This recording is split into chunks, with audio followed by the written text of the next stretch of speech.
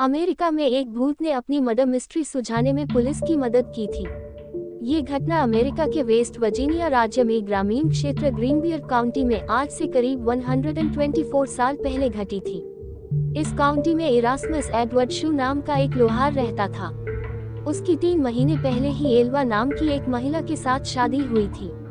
जनवरी 1897 की एक रात एडवर्ड ने अपने पड़ोस के एक लड़के को काम करने वाली जगह से घर भेजा ताकि वह देख सके कि उसकी नई नवेली पत्नी को बाजार से कुछ चाहिए तो नहीं। घर की सीढ़ियों पर पड़ी मिली थी लोहार की पत्नी। जब ये लड़का ग्रीनबियर काउंटी में उसके घर के दरवाजे पर पहुंचा तो उसने एल्वा को सीढ़ियों के नीचे पड़ा पाया। एक पल के लिए वह लड़का ठिठक गया। उसे समझ नहीं आ रहा था कि वह क्या करे। उसने एल्वा को सीधा किया और चेक करने की कोशिश की कि आखिर हुआ क्या है। एल्वा का सिर एक तरफ झुका हुआ था। पहले तो उसे लगा कि एल्वा शायद सो रही है। वह चुपचाप उनकी ओर बढ़ा और मिसेज शू कहकर उन्हें जगाने की कोशिश की। कोई जवाब न मिलने पर वह घबराकर वहां से दूर चला गया और अपनी मां को इस बारे में बताया। पड़ोसी महिला ने डॉक्टर और सरकारी अधिकारी को बुलाया।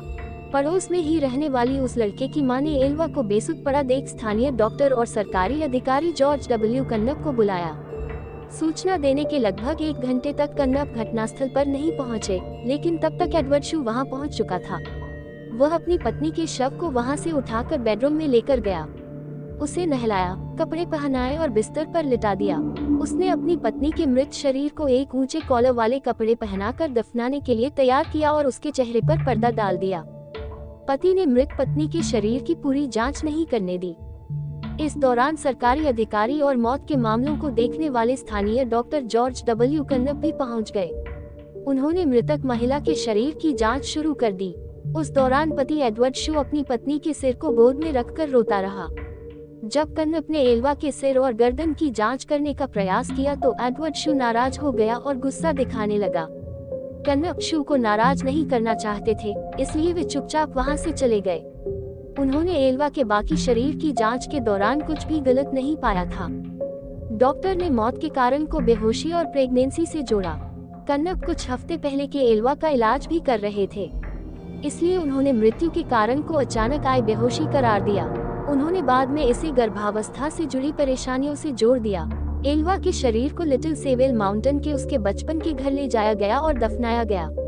ताबूत में भी एल्वा के सिर और गर्दन को शू ने किसी और को न तो छूने दिया और न ही देखने दिया। हालांकि उसके इस अजीब व्यवहार को लेकर वहां मौजूद लोगों में कोई शक नहीं पैदा हुआ। एल्वा की मां को अपनी बेटी की मौत पर नहीं था यकीन। एल्वा की मां मैरी जेन हीस्टर को छोड़कर हर कोई इस मौत को प्राकृतिक मान रहा था। वह शू को कभी पसंद नहीं करती थी और उन्हें बिना सबूत के भी यह यकीन हो गया था कि शू ने ही उसकी बेटी की हत्या कर दी है। पर बड़ी बात यह थी कि सिर्फ एल्वा ही बता सकती थी कि उसके साथ क्या हुआ था। ऐसे में मैरी जेन हीस्टर ने एल्वा की आत्मा से बात करने का फैसला किया। उन्होंने आत्मा को बुलाने के लिए कई विशेष पूजा और प्रार्थनाएं शुरू कर दी। कई हफ्तों तक सुबह शाम प्रार्थना करने के बाद उसे एल्वा की आत्मा से उत्तर मिला। मां ने अपनी बेटी के आत्मा को बुलाया। हीस्टर ने दावा किया कि उसकी बेटी उसे अपनी कहानी बताने के लिए लगातार 4 रात सपने में दिखाई दी।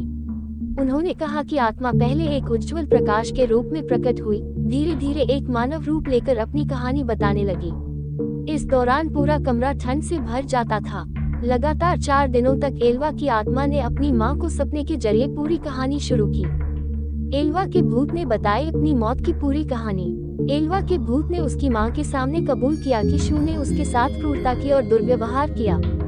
एक रात जब एल्वा ने रात को खाने में मीट नहीं बनाया तो उसने एल्वा पर हमला कर दिया और मारपीट की। शू ने मारपीट के दौरान एल्वा की गर्दन तोड़ दी थी, जिसके बाद एल्वा के भूत ने अपना सिर पूरी तरह से पीछे घुमाया और वहां से चली गई। इस घटना के बाद एल्वा की मां पब्लिक प्रोसिक्यूटर जॉन प्रेस्टन के पास गई और मामले को फिर से खोलने की अपील की। प्रेस्टन ने भूत के बारे में उसकी कहानी पर विश्वास किया और आसपास के लोगों से पूछताछ शुरू कर दी। सरकारी वकील ने शव को कब्र से निकलवाकर जांच करवाई। शू के पड़ोसियों और दोस्तों ने एल्वा के अंतिम संस्कार के दौरान उसके अजीब व्यवहार के बारे में सरकारी अभियोजक प्रेस्टन को बताया। डॉक्टर कन्नप ने भी स्वीकार किया कि उन्होंने एल्वा के शव की पूरी तरह से जांच नहीं की थी। प्रेस्टन के लिए ये दोनों बयान शव के फिर से परीक्षण के आदेश को पाने के लिए पर्याप्त थे। उन्होंने कोर्ट के आदेश से शू की आपत्तियों के बावजूद शव को कब्र से बाहर निकलवाया और जांच के लिए मोर्चरी लेकर गए।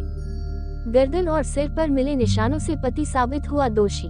एक स्थानीय समाचार पत्र द पोकाहोन्स टाइम्स ने बाद में रिपोर्ट किया कि गले पर उंगलियों के निशान पाए गए थे, जिससे पता चला कि एल्वा की मौत दम घुटने से हुई थी। उसके गर्दन पर गला घोंटने के निशान पाए गए थे, जिससे गर्दन की नस और कोशिकाओं को काफी नुकसान पहुंचा था। गर्दन की हड्डी भी टूटी हुई मिली, जिसके बाद इस मौत की विस्तृत जांच की गई और शू को उसके मौत का गुनाहगार माना गया।